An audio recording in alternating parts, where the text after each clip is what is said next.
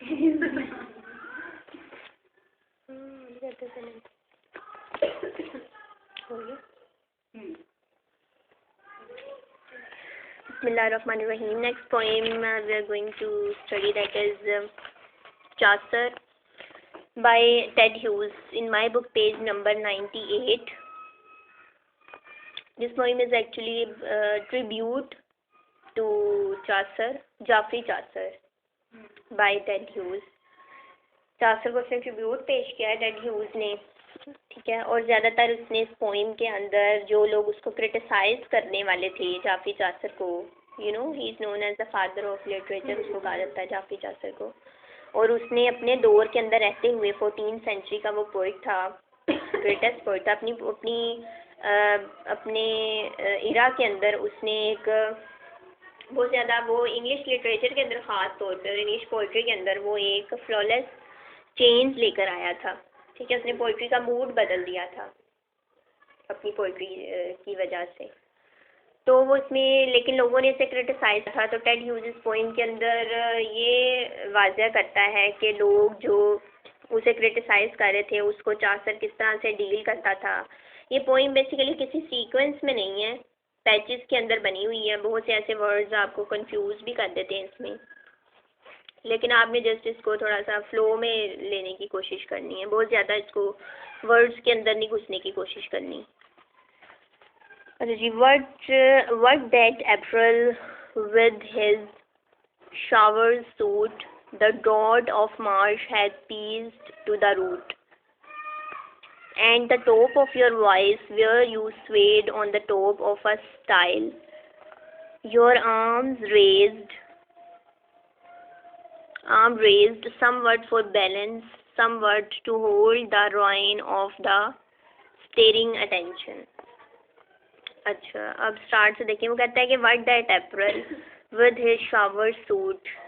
अब first 2 lines में उसने अप्रैल और मार्च के मंथ की फर्स्ट ऑफ ऑल यहाँ से उसने बात शुरू की है। वो कहता है कि अप्रैल का जो मंथ है वो विद हिज ये शावर, ये उसने ना थोड़ा सा उसको ट्रिब्यूट क्योंकि पेश कर रहा है, तो उसने चासर जैसी लैंग्वेज भी थोड़ा सा इसमें यूज की है। यही उसको पार्टी में हाँ, ये वैसे वो शावर है, ठीक है ना, SHAWER वाला,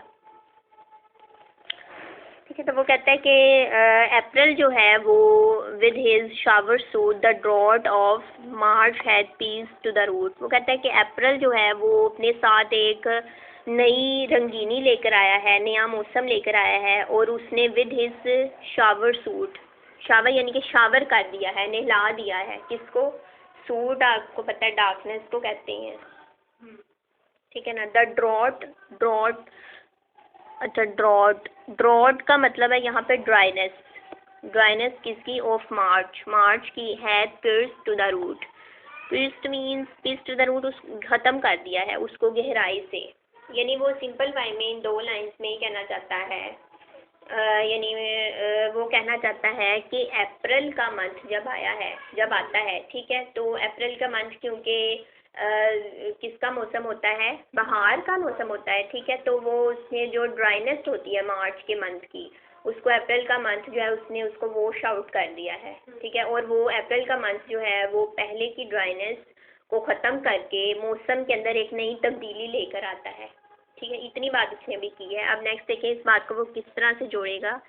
at the top of your voice, क्यों उसने इस बात को जोड़ा है? At the top of your voice, कहता है कि तुम टॉप ऑफ योर वॉइस, कि तुम ऊंची आवाज़ में बोल रहे थे। Where you swayed on the top of a stair, where you swayed का मीनिंग है यहाँ पे वेव करते हुए। ऑन द टॉप पर, ऑफ द स्टाइल मीन्स यहाँ पे स्टेयर है, ठीक है ना, सीढ़ी है। Stair your arm raised somewhat for balance, और तुम अपने आर्म्स को रेस्ट कर रहे थे, इस तरह से उठा रहे थे, ऐसे से कर रहे थे। समवट फॉर बैलेंस के लिए। Somewhat to hold the reins of the straining attention, और तुम हाथ इसलिए भी हिला रहे थे कि तुम हासिल करना चाहते थे। राइन का मतलब हुकूमत होता है वैसे तो, ठीक है ना। ऑफ द स्ट्रेनिंग अटेंशन यानी कि रेंज का मतलब लोगों की अटेंशन हासिल करने के लिए एज एन अथॉरिटेटिव पर्सन, ठीक है, क्या लोग आपको अटेंटिवली आपको सुने। अब इन चार लाइंस को मैं कंक्लूड कर देती हूँ, 5 लाइंस को। वो इन 4-5 लाइंस में कहना ये चाहता है कि वो चासर से एक तो खुद गुफ्तगू कर रहा है, ठीक है, चासर से वो बात कर रहा है क्योंकि उसको ट्रिब्यूट पेश कर रहा है। तो वो ये कहता है कि जिस तरह से वो कहता है चासर से कि जिस तरह से अप्रैल का मंथ, सिद्रा आप सुन रहे हो ना? जी। जिस तरह से अप्रैल का मंथ जो है वो मार्च की ड्राइनेस को ख़त्म करके मौसम के अंदर एक नयापन लेकर आता है, एक नई तब्दीली लेकर आता है, सेम लाइक दैट वो कहता है कि चासर तुम भी पूरी की पूरी इंग्लिश हिस्ट्री के अंदर एक नई तब्दीली लेकर आए हो। ठीक है, अगली 4 लाइनों में उसने बात ये वाली अभी नहीं की, वो ये बात आगे करेगा, लेकिन मैंने आपको समझाने के लिए वो बात उससे अटैच करके बता दी है कि उसने उसको थोड़ा सा सिम्बोलिकली आप कह लो कह दिया है कि जिस तरह से मार्च के मंथ की ड्राइनेस को ख़त्म करके अप्रैल का मंथ बहार का मौसम होता है, तब्दीली लेकर आता है मौसम के अंदर, इसी तरह से तुम एक as a critic, as a pure poet, ठीक है, अपनी पोइट्री के ज़रिए से इंग्लिश लिटरेचर की दुनिया के अंदर एक बहुत बड़ी तब्दीली लेकर आए हो। ठीक है, एक आपने उसके अंदर कलर्स भर दिए हैं, कहना वो ये चाहता है अपनी पोइट्री के ज़रिए से। तो ये जो नेक्स्ट लाइन्स हमने अभी पढ़ी हैं, at the top of your voice से लेकर स्ट्रेनिंग अटेंशन तक, इसमें वो कहना चाहता है third line at the top of your voice, यहाँ से मैं बता रही हूँ, वो कहता है कि तुम बोलना चाह रहे थे, ठीक है, विद योर स्टेड, यानी कि वो ये कहना चाहता है स्टेयर्स के ऊपर तुम खड़े थे और तुम वेव कर रहे थे, लड़खड़ा रहे थे, और तुम अपने आर्म्स को हिला रहे थे अपना बैलेंस कायम रखने के लिए और लोगों की अटेंशन अपने तक मतवज्जो करने के लिए। इट्स मीन वो ये कहना चाहता है कि चासर जो है वो may be he is going to present some lecture, ठीक है, अपनी कोई वो डिलीवर करने लगा है और उसने कभी आज से पहले शायद डिलीवर कुछ नहीं किया था, तो एक स्टेज सा बना हुआ था कुछ, ठीक है, स्टेयर्स लाइक कुछ स्टेज बना हुआ था, उस पर वो खड़ा हुआ है, तो वो लड़खड़ाने लगा। ठीक है, चासर को वो कह रहा है कि तुम लड़खड़ाने लगे और एट द सेम टाइम तुमने अपने हाथ ऊपर उठाए, एक तो इसलिए कि तुम बैलेंस अपनी बॉडी का कायम रख सको, और दूसरा तुम ये चाहते थे कि लोग तुम्हारी तरफ मतवज्जे हों। तो इतनी बात इसने की है। ऑफ योर इमेजिन्ड ऑडियंस, किसकी अटेंशन तुम चाहते थे? अपनी इमेजिन्ड ऑडियंस की। अब यहाँ से एक बात और वाज़ेह होती है कि उस वक्त ऑडियंस तो मौजूद नहीं थी, लेकिन जो चासर था वो अपनी मे बी जिसे कहते हैं रिहर्सल कर रहा था वहाँ पे, ठीक है, अपनी यानी कि वो उसने कुछ लेक्चर डिलीवर करना था, तो वो उससे पहले सुनाने की कोशिश कर रहा था, इमेजिन कर रहा था कि उसके सामने ऑडियंस मौजूद है। You declaimed Chaucer to a field of cows, and the spring sky had done it with its flying laundry and the new emerald. Of the thorns, the hawthorn, the blackthorn, and one of those bumpers of champagne you snatched unpredictably from pure spirit. Your voice went over the fields towards Grantchester. अच्छा जी, you declaimed, वो कहता है you, यानी you कौन है? Chaucer है। वो कहता है you declaimed, क्रिटिसाइज, यानी कि तुम्हें क्लेम किया गया, declaim मतलब बार बार तुम्हें क्रिटिसाइज किया गया, चासर तुम्हें बार बार क्रिटिसाइज किया गया, किसकी तरफ से? To the fields of cows. Cows उसने कहा है उन क्रिटिसाइज करने वाले लोगों को, उसने वहाँ उनको काउज कह दिया है, यानी कि उन स्कॉलर्स को जो कि अगेंस्ट हैं चासर के, जो कि चासर की पोइट्री को रियलाइज नहीं करते हैं, ठीक है, उसको प्रेज नहीं देते हैं। हाँ, क्रिटिक्स को उसने काउज कह दिया है, जो चासर को क्रिटिसाइज करते हैं। काउज इसलिए कहा है कि वो कहता है कि वो रियलाइज़ नहीं कर सकते, अगर वो तुम्हारी पोइट्री को रियलाइज़ नहीं कर सकते, इट्स मीन कि उनके अंदर रियलाइजेशन है ही नहीं, ठीक है, इसलिए उसने उनको काउज कह दिया है। एंड वो कहता है कि तुम्हें बार बार क्रिटिसाइज़ किया जाता था बहुत से क्रिटिसाइज़ करने वाले लोगों की तरफ से, फील्ड उसने कह दिया ना, एंड द स्प्रिंग स्काई, लेकिन आने वाली जो बहार थी, ठीक है, अब ये स्प्रिंग की बात उसने यहाँ पे आके की है, इसकी अटैचमेंट वो ऊपर वाली फर्स्ट 2 लाइन्स के साथ थी, ठीक है, जो मैंने आपको पहले बता दिया था।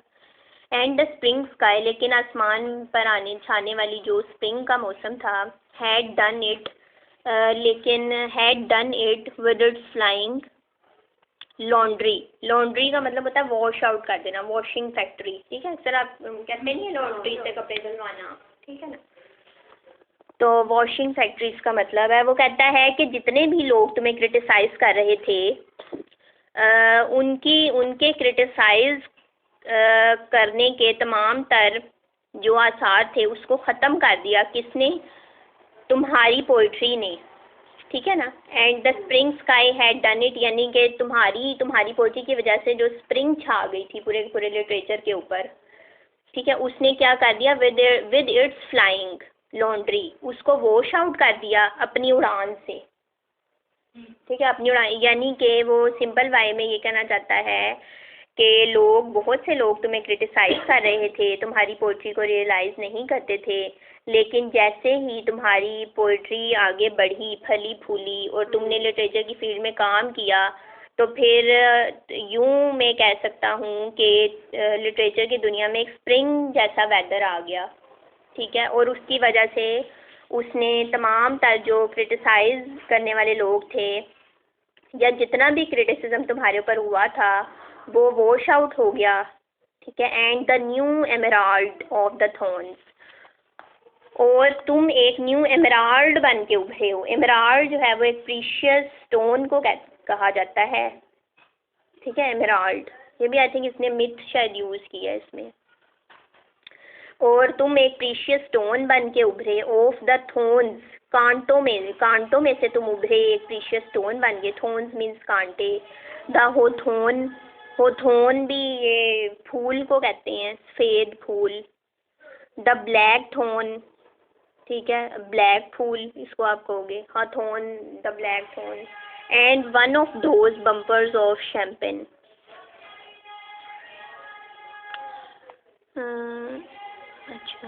अच्छा, and one of those bumpers of champagne. Bumpers of champagne का मतलब होगा, यहाँ पे इसका मतलब आप लोगे स्नैच करना, खींचना, ठीक है। शैम्पियन उसको कहते हैं ना, वाइन को कहते हैं, ठीक है, तो यहाँ पे स्पिरिट की सेंस में आएगा, स्नैचिंग की सेंस में आएगा, हाँ सॉरी, स्पिरिट की सेंस में आएगा, ये न्यूनेस की सेंस में आएगा, ठीक है।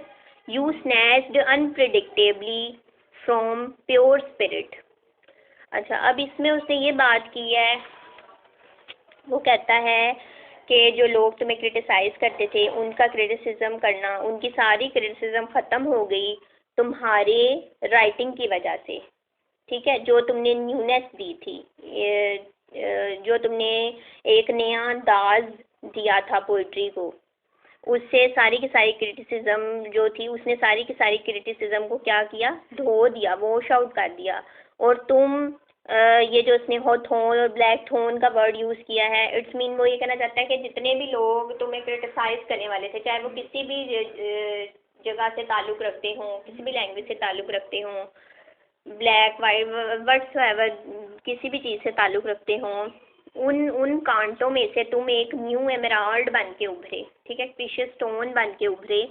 And one of those bumpers of champion, और तुमने उन्हीं तमाम लोगों में रहते हुए एक शैम्पेन चुरा ली, ठीक है। कहना तो वो ये कहना चाहता है कि शैम्पेन चुरा ली, लेकिन हम इसको किस तरह लेंगे कि तुमने एक स्पिरिट चुरा ली, ठीक है, एक न्यूनेस तुमने भर दी। यू स्नैच्ड अनप्रिडिक्टेबली, ठीक है, अनबिलीवेबली तुमने क्या किया? खींच लिया, स्नैच कर लिया फ्रॉम प्योर स्पिरिट, यानी कि तुम्हें अपनी क्रिटिसिज्म जो लोग तुम्हें कर रहे थे उनके दरमियान में रहते हुए तुमने अपनी एक सोर्स ऑफ इंस्पिरेशन उसके अंदर से भी निकाल ली, ठीक है, ये वो कहना चाहता है, ठीक है। और अपनी प्योर स्पिरिट को तुमने दुनिया के सामने वाजिया किया। Your voice went over the fields towards Grantchester, और तुम्हारी ऊंची गूंजती हुई आवाज़ दूर दराज के फील्ड्स तक भी जा रही थी, टूवर्ड्स ग्रैंडचास्टर। ग्रैंडचास्टर जगह का नाम है, वहाँ तक भी तुम्हारी आवाज़ पहुँच रही होगी। I must have sounded lost, और शायद मैंने सुनना गवारा नहीं किया या मुझे कुछ सुनाई नहीं दिया। बट द काउज वॉच्ड, लेकिन अब यहाँ पे उसने ये इसको थोड़ा सा वेग ही बात को रखा है कि राइटर को कुछ सुनाई क्यों नहीं दे रहा था। मे भी शायद वो कहीं दूर खड़ा हुआ था, ठीक है, या वो जस्ट इमेजिन कर रहा है। I must have sounded lost, ठीक है, मैं अपनी सुनने की सलाहियत खो बैठा था। बट द काउज वॉच, लेकिन काउज जो थी वो तुम्हें मुसलसल देख रही थी, यानी कि वही क्रिटिक्स जो थे वो तुम्हें वॉच करते, यानी कि तुम एक जब तुम लेक्चर दे रहे थे या तुम कुछ बोल रहे थे, अपनी कुछ डिलीवर कर रहे थे अपनी स्पीचेस, तो वहाँ पे क्रिटिक्स मौजूद थे, आ गए थे वो। देन अप्रोच्ड, और वहाँ वो पहुँच गए। दे अप्रिशिएटेड चासर, उन्होंने पहले तो अप्रिशिएट किया चासर को। You went on and on, और जब उन्होंने अप्रिशिएट किया तो तुम फिर बोलते चले गए, अपनी स्पीच को तुमने कंटिन्यू रखा। Here were reasons to recite Chaucer, यहाँ पे बहुत सी रीजन्स हैं चासर को रीड करने की। Then came the wife of Bath, ये उसकी पोइम थी। और फिर तुम वाइफ ऑफ बैथ पर आए, यानी कि तुमने वाइफ ऑफ बैथ जो थी उसको पढ़ना शुरू किया। Your favourite character in all literature, जो कि तुम्हारा एक फेवरेट कैरेक्टर था लिटरेचर के अंदर। You went wrapped, wrapped means absorb, तुम उसके अंदर बहुत ज़्यादा खो गए थे, एब्जॉर्ब हो गए थे उस कैरेक्टर के अंदर, उसको प्रेजेंट करते हुए। एंड द काउज वर इंथ्राल्ड, और तुम्हारी आवाज़ इस तरह से गूंज रही थी, तुम्हारी आवाज़ में, तुम्हारे लहजे में इतनी ब्यूटी थी कि जो काउज थे, क्रिटिक्स थे, वो इंथ्राल होकर रह गए थे, ठीक है, ट्रेम्बलिंग सिचुएशन में वो आ गए थे, ठीक है, ट्रेम्बल होने लगे थे तुम्हारी इतनी हाँ, तुम्हारे लेक्चर को सुनकर। दे शोव्ड एंड जोस्टल्ड सोल्जर्स, और फिर उन्होंने अपने शोव्ड मीन्स पुश किया, एंड जोस्टल्ड मीन्स प्रेस किया। उन्होंने पुश एंड प्रेस, यानी कि जिस तरह अक्सर लोग कभी किसी को क्रिटिसाइज कर रहा हो तो अक्सर ऐसे को नहीं मार देते ना, या इस तरह से कोई बात करने के लिए किसी के अगेंस्ट, तो वो कहते हैं कि उन्होंने एक दूसरे को पुश एंड प्रेस करना शुरू किया शोल्डर्स के ज़रिए, मेकिंग अ रिंग, और फिर वो जो क्रिटिक्स थे वो इस तरह रिंग बनाकर राउंड शेप में वो इकट्ठे हो गए। To gaze into your face, और वो बड़ी घूरने लगे तुम्हारे चेहरे की तरफ।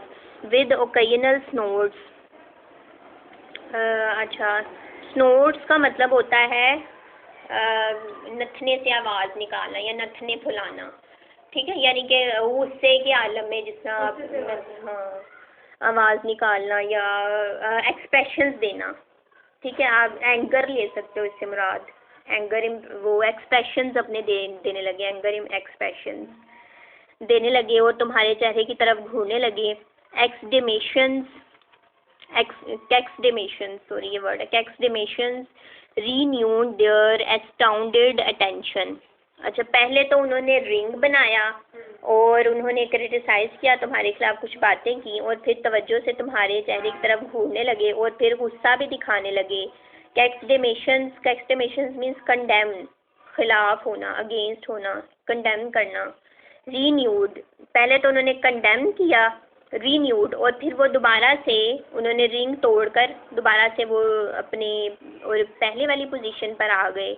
देयर एस्टोंडेड अटेंशन, और फिर दोबारा से वो एस्टोंडेड मीन्स हैरान कुन, और दोबारा से वो हैरान कुन तरीके से तुम्हारी तरफ अटेंटेड हो गए, ठीक है, यानी कि सिंपल वाइज ने कहा है कि पहले उन्होंने एक रिंग सा बनाया, तुम्हारे साथ कुछ बातें की, फिर तुम्हारी तरफ घूरा, और फिर एट द एंड वो दोबारा से हैरान कुन तरीके से अपनी पहली वाली पोजीशन में आके तुम्हारी तरफ मतवज्जे हो गए। Of angling to catch every inflection, angling means angle बनाना, ठीक है, एंगल बनाना यानी कि माहिराना तरीके से to catch every inflection, inflection means गर्दान बनाना, यानी कि वो गर्दान मीन्स यानी कि वो तुम्हारी एक एक बात के ऊपर तो पॉइंट आउट करने लगे, ठीक है, तुम्हें पॉइंट आउट करने लगे। और एंगलिंग यानी बड़े महाराना तरीके से तुम्हारी एक एक चीज़ के ऊपर वो गुफ्तगू करने लगे, ध्यान देने लगे। Keeping their 6 feet of reverence, और फिर AWED का मतलब है रोब डालना, ठीक है, प्राइड के मायने में आ जाता है, तो और फिर वो प्राउडी होकर 6 feet ऑफ रेवरेंस, और वो अपने अंदर एक थोड़ा सा एक प्राउडी एक्सप्रेशन लेकर आए, ठीक है, या जेलसी भी आप ले सकते हो, प्राउडी प्लस जेलसी। इस तरह के उन्होंने एक्सप्रेशंस दिए। 6 फीट ऑफ रेवरेंस, और 6 फीट का मतलब यानी वो तुमसे 6 फीट के फासले पर खड़े हुए थे। ऑफ रेवरेंस, रेवरेंस मीन्स एहतराम, लेकिन हाँ रेवरेंस मीन्स एहतराम, तो वो कहना ये चाहता है कि आउटवर्डली वो तुम्हारे लिए अपना एहतराम शो कर रहे थे, ठीक है, लेकिन इनवर्डली वो जेलसी और प्राइड फील कर रहे थे, ठीक है, और तुम्हारी एक एक बात को वो गौर से देख भी रहे थे। अवे फ्रॉम यू, अच्छा ये ऊपर वाली लाइन के साथ लाइन है इसकी। 6 feet of reverence away from you, तुमसे 6 फीट के फासले पर खड़े हुए थे एहतराम के साथ। You just could not believe it, और तुम यकीन नहीं कर सकते, यानी कि वो ये कहना चाहता है कि वो शायद उस पर हमला करना चाहते थे, या वो इतने ज़्यादा उससे जेलस थे, प्राउडी थे, ठीक है, 6 फीट के फासले पर खड़े होते, लेकिन वो शो ये कर रहे थे कि हम एहतरामन खड़े हुए हैं। You just could not believe it, you फिर उसने टेड ह्यूज ने उसी चासर को कहा है, and you could not stop, लेकिन फिर भी तुम रुके नहीं, तुमने अपनी स्पीच ख़त्म नहीं की। वट वुड हैपन, क्या हो सकता था, if you were to stop, अगर तुम रुक जाते। वुड दे अटैक यू, क्या वो तुम पर हमला कर देते। Scared by the stroke of silence, scared means या वो तुम डरे रहे by the stroke of silence, silence के साथ, और वांटिंग मोर, अच्छा ये उसने उन्हें क्रिटिक्स के लिए कहा है। स्क्योर्ड शायद वो डरे हुए थे by the stroke of silence, खामोशी की वजह से, क्योंकि चारों ओर खामोशी थी, इस वजह से वो डरे हुए थे और तुम पर हमला नहीं कर सकते थे। एंड वांटिंग मोर, या फिर वो कुछ और चाहते थे। So you had to go on, लेकिन तुम्हें अपनी स्पीच जारी रखनी थी। यू वेंट ऑन, तुमने जारी रखा। And 20 cows stayed with you hypnotised, और 20 काउज ऐसी थी जो वहाँ स्टेड मीन्स खड़ी हुई थी, विद यू तुम्हारे साथ, इर्द गिर्द, हिप्नोटाइज्ड, और वो हिप्नोटाइज्ड कंडीशन में आ गई, मोशनलेस कंडीशन में आ गई। And how did you stop, और फिर तुम कैसे रुके। आई कांट रिमेंबर, मैं रिमेंबर नहीं कर सकता। यू स्टॉपिंग, अब तुम रुक रहे थे। I imagine they reeled away, और मैंने ये महसूस किया कि शायद वो लोग अब चकरा गए थे। रील्ड मीन्स चकरा जाना, चकरा कर वो दूर हट गए थे, ठीक है, तुम्हारी स्पीच की वजह से, ठीक है, तुम्हारी लाउड वॉइस की वजह से, या तुमसे बहुत ज़्यादा इम्प्रेस होने की वजह से। कूलिंग आइज, अच्छा cooling eyes means without anger, ठीक है, अब उन्होंने अपना वो एंग्री एक्सप्रेशन छोड़ दिया था। As if driven from their fodder, जैसा कि वाजिया होता था, इफ ड्राइवर जैसे कि नज़र आता था, from their fodder, fodder means eye ball, या आई आप कह सकते हो, जैसे कि उनकी आंखों से आया था कि अब वो गुस्से में नज़र नहीं आ रहे थे। इमेजिन आई शूव्ड देम अवे, अच्छा शूव्ड का मतलब है लीव, छोड़ देना। इमेजिन करो कि मैंने उन्हें वहाँ पर छोड़ दिया।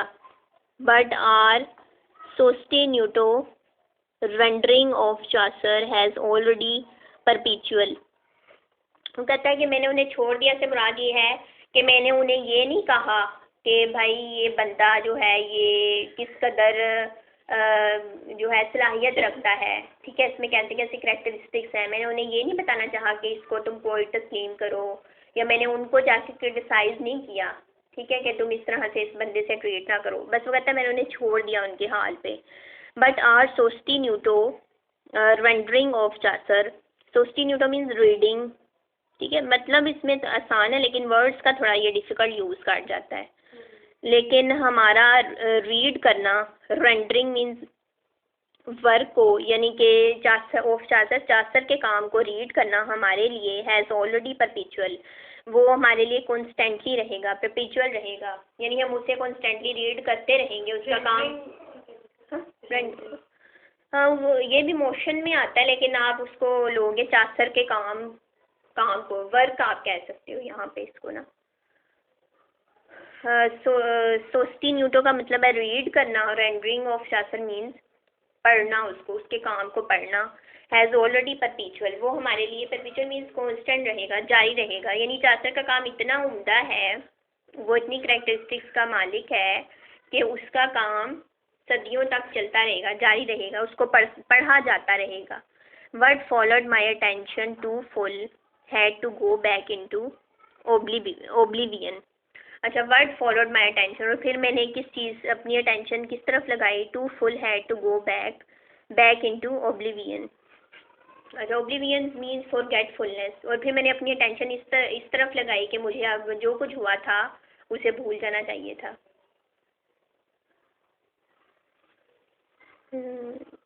अच्छा, यानी कि जितने भी नफ़रत वाले जो रवैये जो लोगों ने चासर की तरफ दिखाए थे, अब मैंने अपनी अटेंशन इस तरफ लगाई कि मुझे उन तमाम चीज़ों को भूल जाना चाहिए कि लोग उसे नफ़रत कितनी कर रहे हैं। इधर ये रेफरेंस में हम ये भी तो कह सकते हैं ना कि वो इज्जत इकराम में ज़्यादा आगे था चौसर उनसे, 6 फीट ज़्यादा आगे था चौसर से, यानी कि उसका रिस्पेक्ट ज़्यादा थी।